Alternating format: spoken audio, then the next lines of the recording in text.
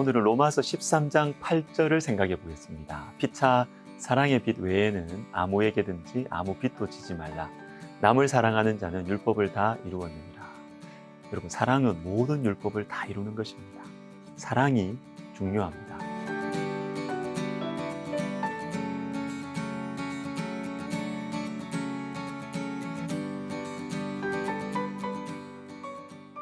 사랑의 빛 외에는 아무 빚도 지지 말라. 즉 사랑의 빚은 져도 된다는 것이죠.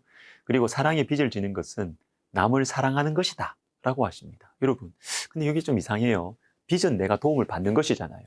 빚은 내 능력으로 나의 공경과 파멸을 막을 수 없을 때 다른 어떤 존재의 능력과 도움을 받는 것이 빚이잖아요. 그러니까 이 빚은 갚아야 되는 것입니다. 그런데 오늘 말씀을 보시면 사랑의 빚을 지라고 하신 후에 이것이 남을 사랑하는 것이다 라고 하세요.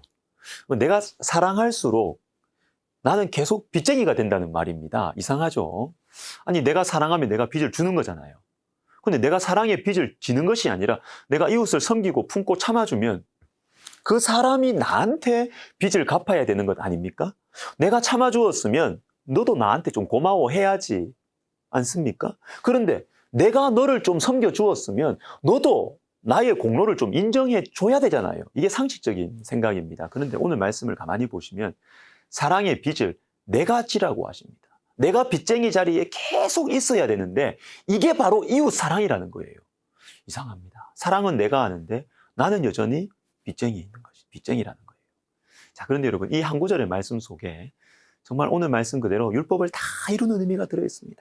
그리고 오늘 이 말씀은 우리의 신앙, 특별히 우리가 하나님 백성으로 살아가는 이 현실에서의 이 처절하고 이 지루한 삶에 있어서 우리의 영혼이 넘어지지 않도록 하는 가장 중요한 원리를 보여주고 있어요. 마치 다른 사람에게 사랑의 빚을 진 것처럼 그렇게 살아가라는 것입니다. 내가 다른 사람에게 사랑의 빚을 진 사랑의 빚쟁이처럼 살아라. 여러분, 빚은 갚아야 합니다. 빚을 갚지 않으면 잠이 안 오고 마음이 늘 찜찜하잖아요. 그런 것처럼 내가 다른 사람을 볼 때 사랑하는 것에 대해서는 내가 꼭 그 사람의 빚쟁이인 것처럼 다른 사람을 사랑하라는 것입니다. 근데 여러분, 내가 무슨 빚을 졌어요, 내가? 이게 포인트입니다. 여기 우리 신앙의 본질이 있어요. 이게 없으면 우리 신앙은 바람에 나는 겨와 같습니다. 율법의 완성이 바로 여기에서 이루어집니다. 우리가 왜 다른 사람에게 마치 빚쟁이처럼, 내가 빚쟁이처럼 그런 다급한 마음으로 그들을 사랑하고 섬겨야 됩니까?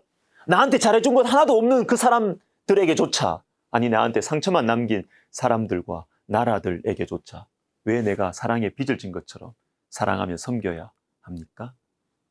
자, 여러분 보십시오. 우리가 빚쟁이기 때문입니다. 평생 갚아도 갚을 수 없는 빚을 우리가 실제로 지고 있기 때문이에요.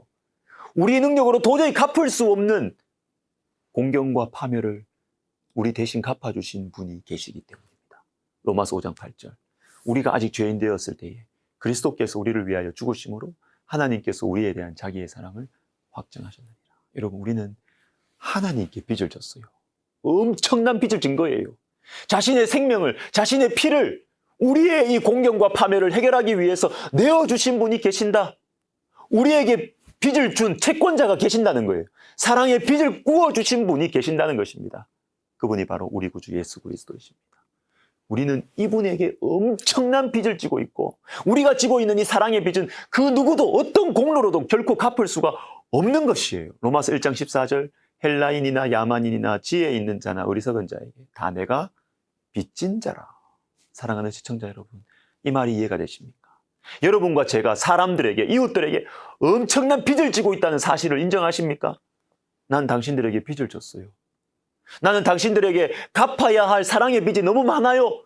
더 갚아야 됩니다. 그래서 여러분들을 더 사랑해야 됩니다. 여러분, 왜 그렇습니까?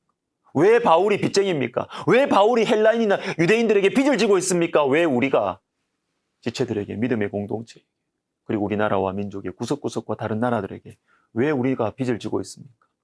때로는 나를 실패자로 만드는 사회인데, 낙오자로 만드는 우리 사회를 보면서 분노와 미움 대신에 사랑을 빚을 진 것처럼 그렇게 섬기며 위하여 기도해야 되는 이유가 무엇입니까?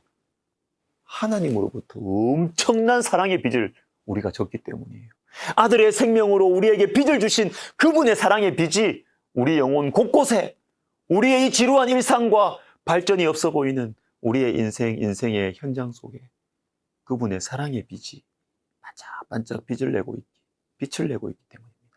다른 모든 것들을 잃어버린다고 해도, 내가 다른 모든 미움과 실패에 직면하고 있다고 해도 이 엄청난 빛, 내가 평생 계속해서 갚아야 되는 이 사랑의 빛 때문에 우리는 섬기면서도 웃을 수 있고요, 사랑하면서도 노래할 수 있고, 감사할 수 있고, 복음을 전할 수 있고, 계속해서 섬김의 발걸음을 디딜 수 있는 것입니다. 다른 이유 없습니다. 다른 능력도 없어요.